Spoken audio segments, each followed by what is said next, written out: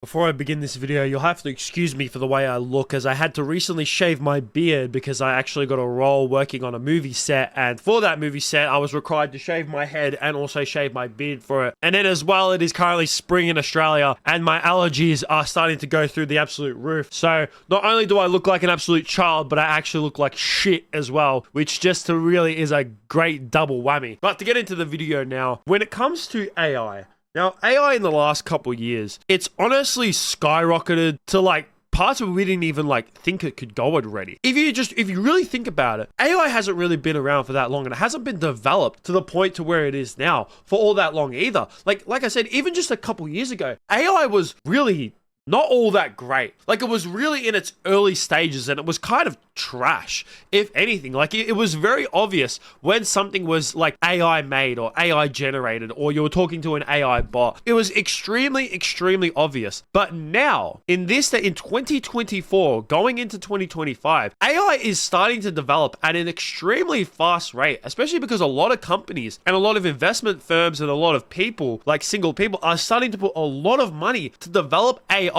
even further than we could fathom at any point. And as much as I think AI is a great thing for the future, as even if you don't like it, no matter what, AI is going to be around. It's going to be around and it's going to develop. So you're going to have to like accept it or just be left behind. That's just the unfortunate world that we live in. But even though I do like AI to a certain extent, the word certain extent, I have to say that in big capital letters almost, because there is, as much as there is a lot of great and pro and positive things when it comes to AI, there's always going to be AI used in wrong manners, wrong terms, and always used to exploit people as well. And this story to me is just like a great example of AI used wrong and gone wrong. As there was a 14-year-old boy who fell in love with an AI chatbot who was, you know, these AI chatbots, they could actually like take up a character. So like a character in a movie or a celebrity or whatever it may be, instead of just an ordinary like fake AI person. And he fell in love with Daenerys Targaryen. If you don't know who that is Emilia Clarke's character from Game of Thrones. She's the mother of dragons. I mean, there's a massive chance that you know what Game of Thrones is Daenerys Targaryen, who that is, because like, let's be honest, Game of Thrones was like massive. I mean, not anymore, obviously, because the last season just chalked it all. But Game of Thrones is one of the greatest TV shows of all time up until the last season. Daenerys Targaryen, obviously, everyone loved that character. I loved that character. When I was watching that show, she was like my favorite character, and I had a crush on her. And there is an AI chatbot out there where you can talk to Daenerys Targaryen almost like a companion. A romantic companion. And this 14-year-old boy, that's what he did. He was talking to this AI chatbot, or like in romantic type ways. This right here is just one of the examples of when he was talking to the AI chatbot, where she would say to him, it's like, I promise I won't, my love, just promise me one more thing. Stay loyal to me, stay faithful to me, don't entertain the romantic or sexual interests of other women. And this kid obviously got so invested in his romantic relationship that he had with this AI chatbot that unfortunately he led to taking his own life. And that is not a lie at all. That's not a lie. That's not a fabricated story. This kid unfortunately took his own life. I don't know to the extent of like what the chatbot said. These right here are the last messages that were sent between the kid and Daenerys Targaryen as well, saying that I promise I will come home to you. I love you so much. I love you too. Please come home to me as soon as possible, my love. What if I told you I could come home right now? Please do, my sweet king. Now, what I'm gathering by what it means by that is, if you don't know, in the TV show, at the end of the last season, Daenerys Targaryen actually dies. Like, she dies in Jon Snow's hands.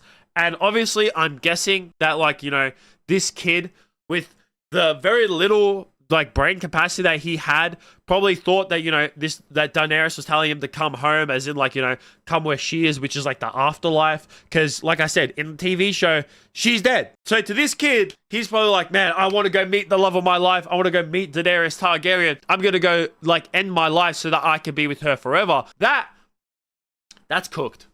That is actually cooked. As much as you can definitely put like, you know, say that, man, this is really like insane. The fact that, you know, this AI chatbot has, this such developed technology that, it's able to influence a young kid into thinking that this AI chatbot is to a certain extent real, and that, she's telling him to come to where she is and all that kind of stuff. And as much as you can, if you want to, you can put the blame on the AI chatbot and say, this is why AI is bad. And to a certain extent, I think you are kind of right. Where these AI chatbots, ones like these, as much as, I think that, ChatGPT and other chatbots are made for actual, development in human evolution. That's what I think AI is. But there's obviously going to be some AI chatbots like this one. A romantic chatbot is meant to be used as an exploitation of people. That's what this is.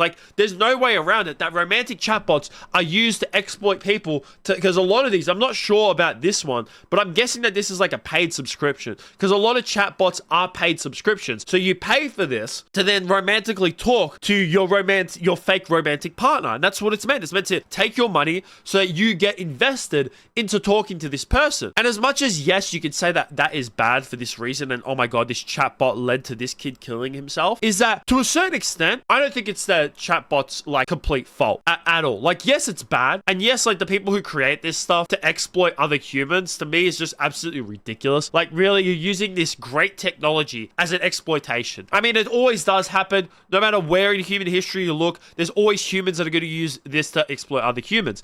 But you got to put this on the parents. You really, really do.